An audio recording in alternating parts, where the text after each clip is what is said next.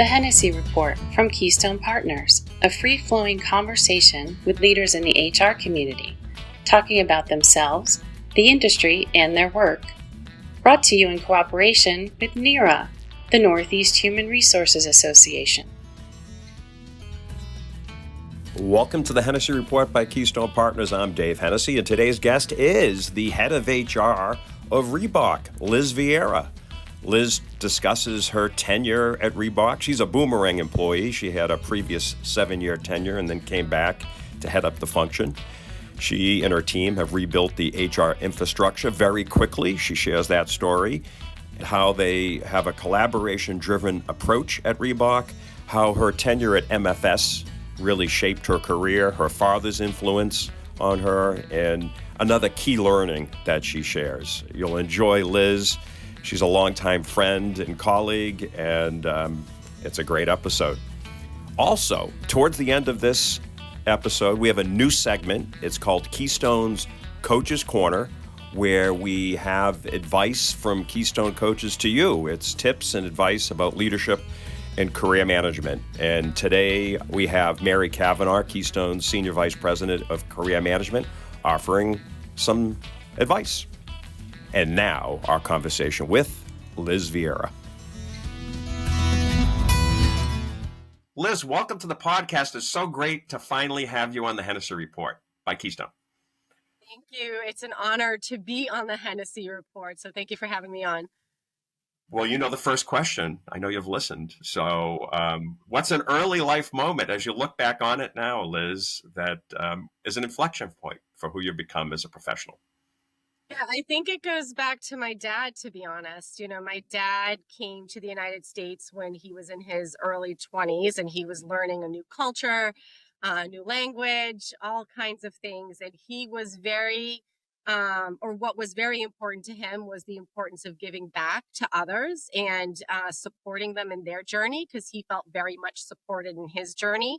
And that was something that I grew up with that was very important to me. It is still very important to me today. It has become a key part of who I am as an HR professional and a key foundation of how I lead HR. But one of the things that stood out the most to me about my dad is that he always reinforced the importance of being the voice for those that sometimes don't feel like they have a voice. And it's something that stuck with me and has stuck with me. And it's also foundational and why I went into HR today. Is there a moment you can remember where he did something like that sticks out in your mind? You know, I think there was a lot of moments where folks felt like they, weren't being heard, and my dad wasn't afraid to step in and support them, understand what the challenge was, and try to bridge whatever it may be. So he did it often from a community perspective. You know, he was very much involved in the community, and if he could bring folks together to sort of resolve whatever the challenge was that they were facing, he wasn't afraid to do that, and he still does that. So that has stood out to me. But there's several of those that I could sort of think back to.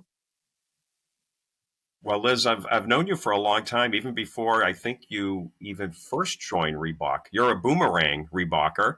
I am. And, you know, Reebok has changed a lot over the years, and it'd be great if you could kind of give everybody an update on who Reebok is today and a little bit about the vision for Reebok in the marketplace. I would love to. I am a boomerang. When I was last with Reebok, I had spent 7 years with the brand, and we were owned at that time by Adidas and very much focused on fitness. And I left the organization, and at that time they were divested and acquired by Authentic Brands Group, who still owns us today.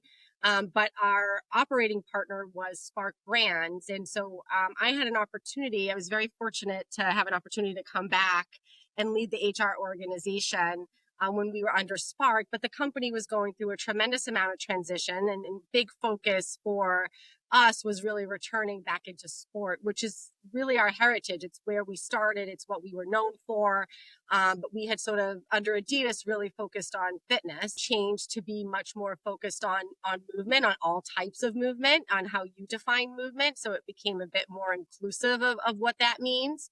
And so it was really recentering the brand. So, going through a transition and trying to be a part of the Spark brand and Authentic Group, but also trying to really center ourselves in a new strategy and focus for us as an organization. And then most recently in January, we were acquired by Galaxy Universal.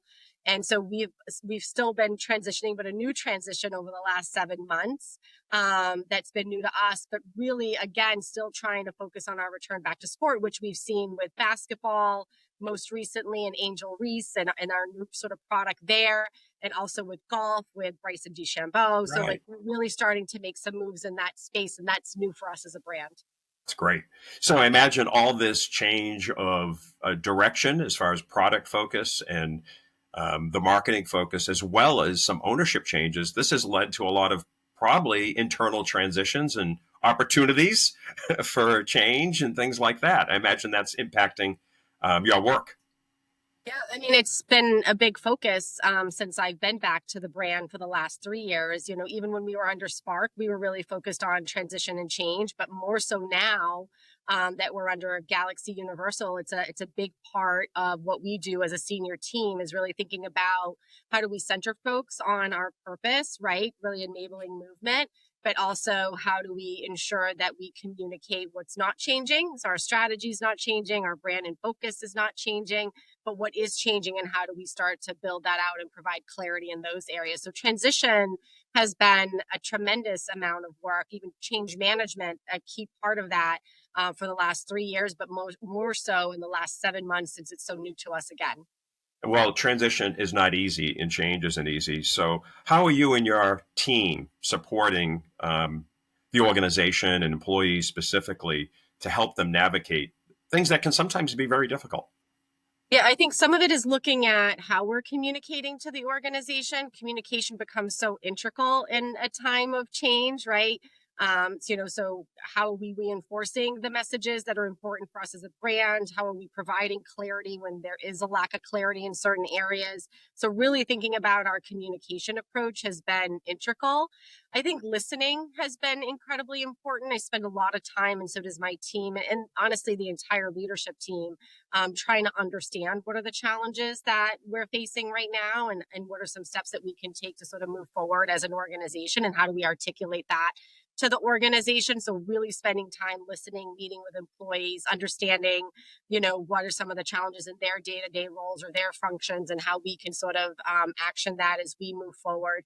And then from an HR perspective, it's really looking at the tools that we have as an organization and how those can enable and support the leadership team as they navigate through some of that change. And that's been a big, big focus for us, especially in these last 7 months as we've been rebuilding the HR infrastructure and ensuring that, we're obviously building some of the basics, but also how do we ensure that we're building things that are meaningful to our leadership team and employees.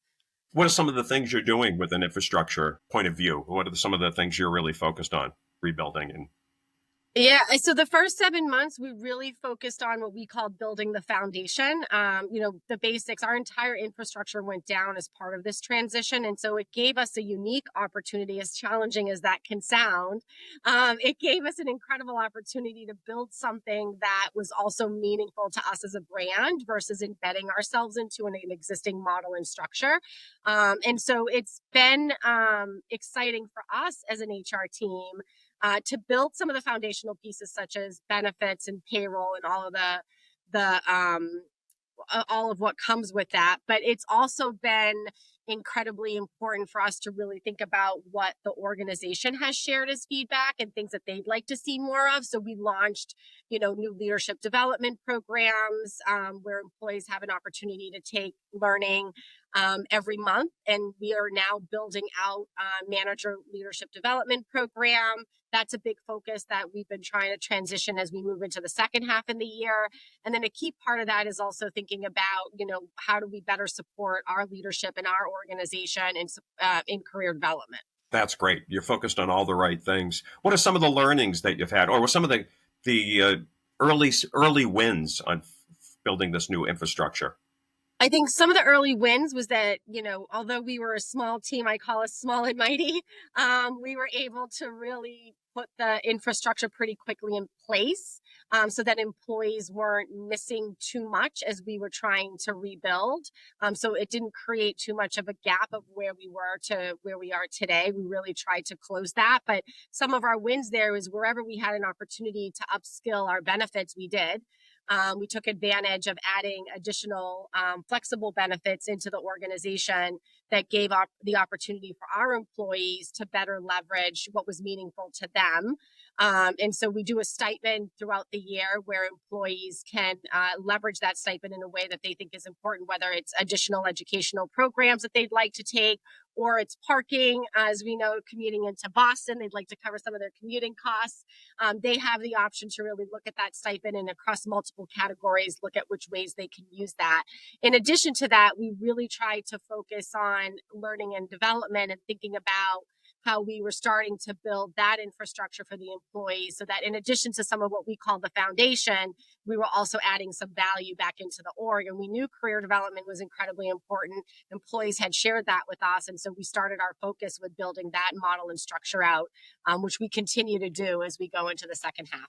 I know that's really important to you, developing your employees' careers. Any lessons learned as you've embarked on this, almost like an entrepreneurial, it almost feels like a startup, even though Reebok's been around for forever. It sounds like you're creating a lot right now. Any lessons learned and, kind of revamping the infrastructure over the last few months? Yeah, I think, the focus of trying to do the foundation plus adding on what we felt was important to employees, I probably would have phased that out. It was a lot for us, especially given the size and scope of our team. It was a lot to launch in a very short window of time. I probably would have split that out and focused really on the benefits and how we were adding value there, how we were sort of taking some of the feedback employees were giving us and infusing that into the programs that we were launching and providing greater flexibility into our overarching benefits program and strategy. And then I would have maybe used the second half of the year to really focus on the tools that would help them be successful within the organization. We kind of mixed the two at the same time. Looking back, I probably would have split that out and phased it differently. Cool. Liz, your energy and your positive approach is so infectious, and I'm not the only one who says that about you. Could you just talk a little bit about your approach, your leadership style, especially within your HR team, and how you approach leading the HR function? Yeah, I believe in collaboration. And so from an HR perspective, that's how we run the entire HR team. We partner very closely with each other. We really try to learn from one another. We bounce ideas off of each other, and it's really worked well, especially in this, as you say, entrepreneurial journey that we're on. It's proved to be very successful for us. It gives us an opportunity to test ideas, but also then test it within the business, which is another way I think is important for us to lead as an HR organization. So we work very closely with the business. We collaborate with them, listen to the employees. We gather feedback from the employees, try to understand, where we have some strengths, where there's still opportunities, and how do we leverage those opportunities as we continue to build. And so collaboration and sort of thinking a little bit outside the box, not just doing what we've traditionally done, is how I lead the HR team. And that's something that I think as a group, we very much enjoy. Can you give us an example of what collaboration might look like that might be a little bit different than what other people see, like you feel like is unique to your approach there? Is there anything that comes to mind when you think about this is a good example of collaboration here? Yeah, I mean, we talk to the employees pretty often, so sometimes we'll pressure test with them. If they think, the program that we're about to launch, the recognition program we're about to launch, these are the components that we're thinking about it. What are your thoughts? They'll share feedback, which then allows us to amend and push it out. Or even a program we might be thinking about launching, we will reach out to different employees across the brand at different levels and just ask what their feedback is, if they think this is something that would be meaningful to them, if this is the right time to launch the program.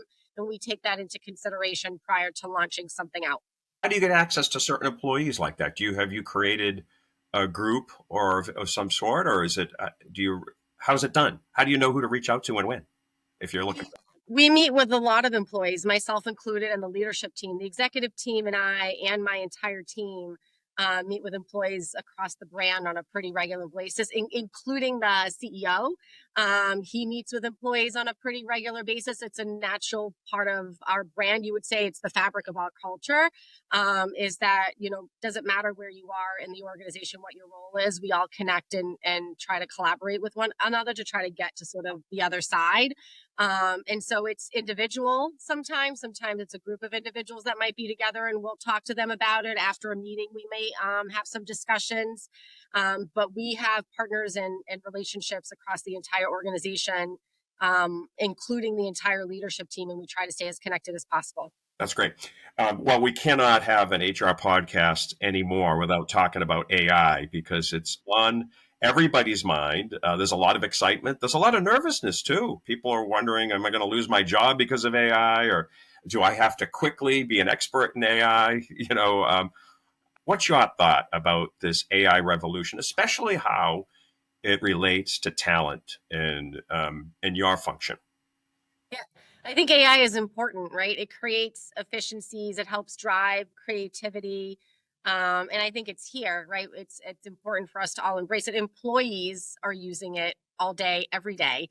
So it's a part of, I think, business today. I do think that it is important for us to really think about what it means from security and privacy and all of those things. So I do think there needs to be more structure put around AI from that lens. I think it's going to assist and elevate some of the roles and help employees even elevate their career and their skill set. So I think it's how we use it that's going to be the key for us as an HR team, but also as an organization. Right. Yeah, I know there is that concern that it could impact roles inside organizations. I know some organizations have already had some changes in that with regard to talent and thinking about workforce planning and how that will be impacting workforce planning in the future. So, I remember there was this prediction about 100 years ago when streets were being overrun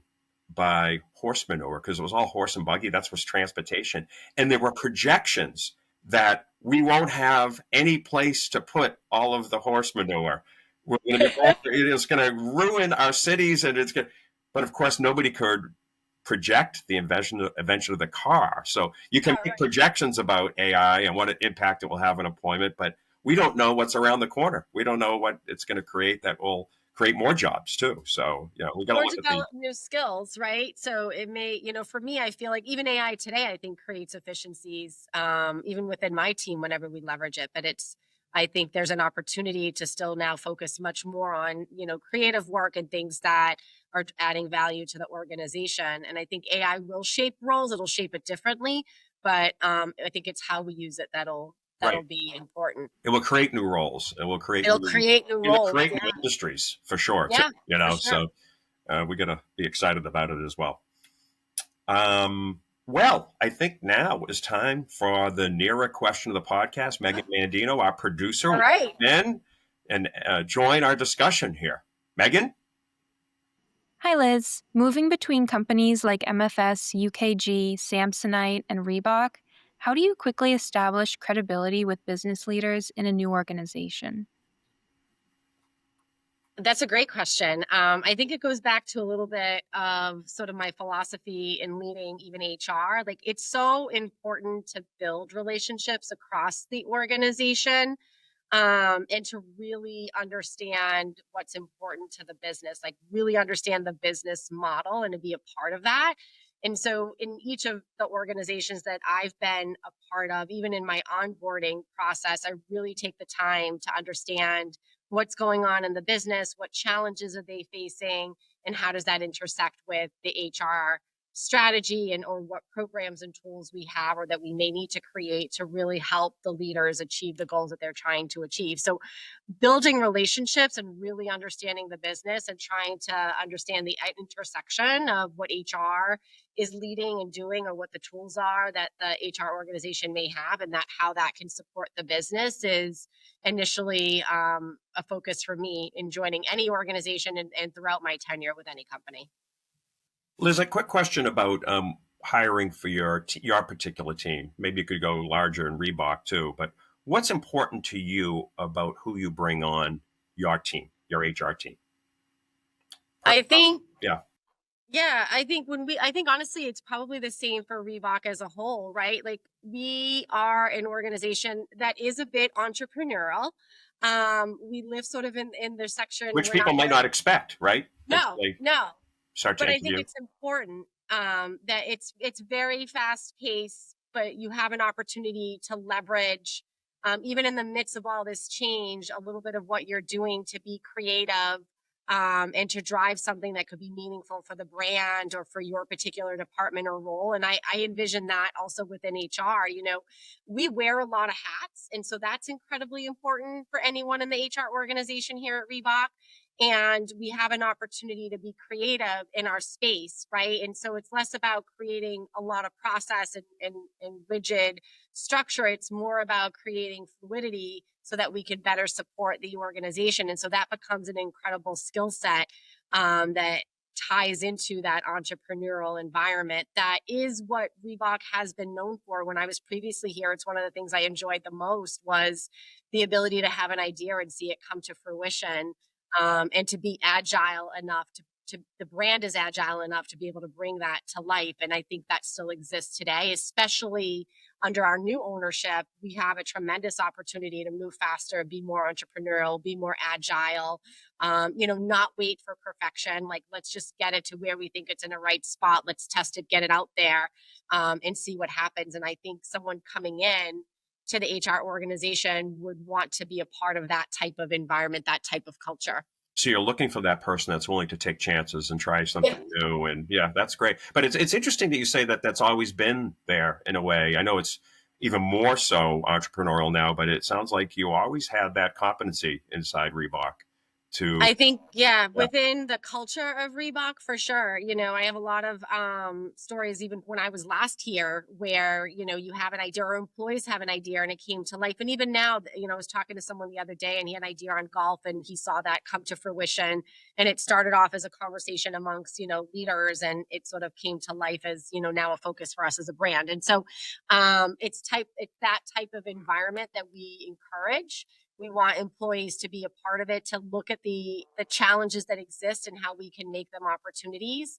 And I do see that throughout the organization. A lot of employees are trying to take that and see, okay, what can I do with this current challenge and bring it to life and create something new? Or, how can I bring something to life that doesn't exist here today that may help solve a problem? That type of mindset is critical here. That's cool. Yeah, you mentioned Bryson DeChambeau in golf, and he's probably my favorite golfer. He's a little quirky, but he's really good on social media. That's good for He's a lot of fun. He's really got a lot of buzz. They say he's got the highest, what is it, the Q scores or something in marketing? It's one of the highest. People really follow him. But I have his golf clubs, not the exact ones. I'm sure his are all amped up, like a pro's. But what is unique about his irons is they're all the same length. Usually, I don't know if you're a golfer, Liz, but most golf clubs, the 3-iron is much longer than this 9-iron. The more angle, more loft, shorter the club. He said, I want one swing for every single one. So he made them all to reconfigure them with the team, and you can buy same length irons. So I am I'm a follower of DeChambeau. But see, I love that. I'm sure my score is twice the number of strokes as him on a normal golf course, but I love the creativity and sort of the innovation there. Like, why do they have to be the same? Why do they have to be different? Why can't they be the same? That's right. He's the mad scientist in golf, for sure. I love it. Well, if you could write a letter to your 25-year-old self, career, professional advice, dear Liz, some message you want to get back to your younger self, what would it be, Liz? Honestly, it would be to be present, in each of my roles and not rush the growth. I think, early on in my career, you're always trying to figure out how to get to the next role, to the next title, how to really add more onto your plate. And I think sometimes enjoying the moment and the learning that comes from that particular role, that company, whatever it may be, is what I would give myself advice on as I reflect back on some of the incredible opportunities I've had. When I was in them, I don't think sometimes I realized how powerful it would be for me later on in life. And I wish I had taken more advantage of those time periods when I was in it. So that would be my advice. Be Yeah, present. don't worry about what's next, I guess, right? Don't worry about what next. Yeah. Yeah. Focus on what you can and how you're growing in your current role as you continue to move forward. When you think about your past roles, which one sticks out as I really needed that experience to get to be, a lot of people want to know how to get to the head of HR like you have, Liz. And I know you talked a lot about relationships are key. And I know that's one of the reasons why you came back to Reebok through Yes. the relationship with the CEO, who was, I think you were his business partner when you were at Reebok the last time, right? So Yeah. credibility, of course. But as you look back on all your roles, is there one thing that you were doing that you're like, I use this, I still use this, this helps me today, having that experience helps me so much in my career? What was I'll be honest, because I'll shout out MFS Investment Management. I honestly think it's my entire time there. I was fortunate when I worked for MFS. I was sort of mid-career at the time. Yeah. 7 That's years. when I met you, Liz. Yeah. That's where you were. 7 years into my career, and was still growing as an HR professional, and spent, the next 6.5 there. But what was unique about that time for me, as I reflect back on it, is I actually tried a variety of different roles. And sometimes it was like leaders asking me to step into different positions. But each one of those roles, really have proven to be instrumental in who I am as an HR professional today. And it was roles that sometimes I would have necessarily signed up for on my own, but I had other folks saying, like, take the challenge, step into it. And I learned so much from each one of those opportunities, whether I was in employee relations and specializing there, or I was a business partner for the brand. That was the first time I was really exposed to the business partner model, where I was leading talent acquisition. Like, each one of those proved to be invaluable to me because I was stepping into different aspects of HR while I was at MFS. Mm-hmm. And I was making connections as to how one role was important to the org, but was also important to other aspects of the HR function and how you really needed to work together. I was really starting to appreciate the connecting points. And so I would say the time that I was there and the different opportunities that I took across the HR function has really shaped, I think, my entire career, to be honest. That's really great. I'm glad you mentioned MFS, because we also have our common buddy, Cindy Crisp, who you were part of crime with for so many years there. So we got to give a shout out to still Cindy. A close friend. Yes, still a close friend. All right, Liz, this is the rapid fire part of the podcast. Okay. And so sometimes we ask people about the best performance or musician. If you have your favorite show you've been to in your life, or a favorite musician, do you want to share anything? Yeah. I would say, I'll put a little secret out there. I have actually gone to see Enrique Iglesias perform every year that he's been in Boston since I was 18 years old. And that continues. So it's been about 10 times you've seen him. No, a lot more than that. I'm just kidding. And it's been great. But what was unique is it created a connection for me with someone who I consider a mentor in the HR world, which was Anne-Marie Bernard, who's the CHRO at MFS. Several years into my tenure at MFS, her and I ended up at an Enrique Iglesias concert and discovered that we both had a passion for his music. And so since then, for over 10 years now, her and I have gone together. Every year he's here, we go together to watch the concert. So there's my story. That's awesome. That's awesome. What's another interesting thing about you that people might not know from reading your bio or LinkedIn profile, Liz, that you're willing to share? I think I share that sort of my dad was instrumental in sort Yes. of me stepping into the HR world. I think what's unique as well is that English is not my first language. I actually was fluent in Portuguese. I still am a little fluent in Portuguese. But up until kindergarten, I didn't really speak English. I learned English through elementary school. So I had to pick up the language as I was sort of learning to go to school with other Wow. students. So English is really my second language. Portuguese is much So you more were foundational. only speaking Portuguese until you went to school? Until Pretty, I went to kindergarten. My parents sent wow. me in blind. Well, how long did it take when you're in kindergarten to get fluent in English? How many years did it take you? I Do you would remember? say like a few years. Like by second grade, I think I found my stride. But Oh, wow. Kids learn faster than adults new languages for for sure. sure, I was thankful that it happened at that young age and But not now. that's a pretty daunting thing, right? Yeah, To yeah. quit They to set me in school blind. not speaking the language. No, showed up at school. I knew hi. Oh my goodness, that's a great story. If all of a sudden, Liz, you know, you have open time on your calendar, some of you maybe had weekend plans and everything was canceled. What do you do on your downtime? That if you have nothing else to do, what do you like to fill it with? It's probably one of two things. I enjoy spending time with my children. I have an 18-year-old and a soon to be 14-year-old.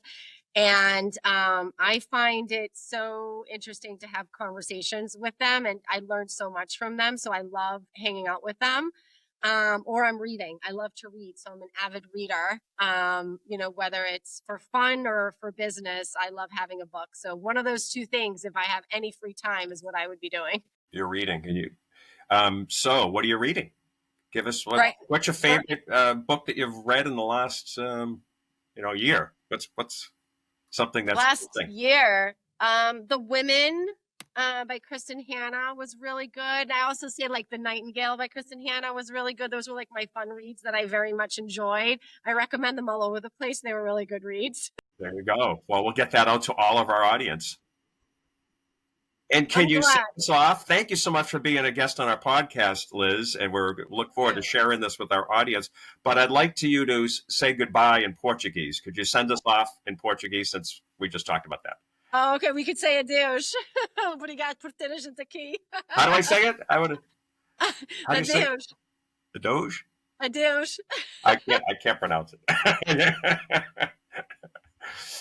Thank you, Liz. All right, thank you, Dave. We're excited to have our first Keystone Coaches Corner segment as part of the Hennessy Report podcast, and it's starring our very own Mary Kavanaugh, who's Senior Vice President of Career Management, and she's giving advice about networking. So, at Keystone, we have the opportunity to partner with HR leaders who, for the most part, have been so focused and consumed with leading organizations and making sure their colleagues are taken care of, their leadership teams, their colleagues within HR, the teams that they may have had to, part ways with, whatever is going on in the organization, that's been their focus. So when we have the opportunity to talk, the advice I'll say to them is, have you had the moment for yourself to think about, frankly, where you've been and what is next for you? I know that, you could be thinking in terms of, I need to find another job. It may not look great on my resume to have that gap, but that gap is an important time of reflection, because as you go back into the market, re-energized, reprioritized, that is only going to create strengthen your candidacy, but also strengthen your enthusiasm for HR. Because I've heard from several folks that they feel a burnout and should I stay? And if you give yourself the time and space to do some assessment work, to consider where your value proposition, what's important to you, that is going to help you reframe your thinking.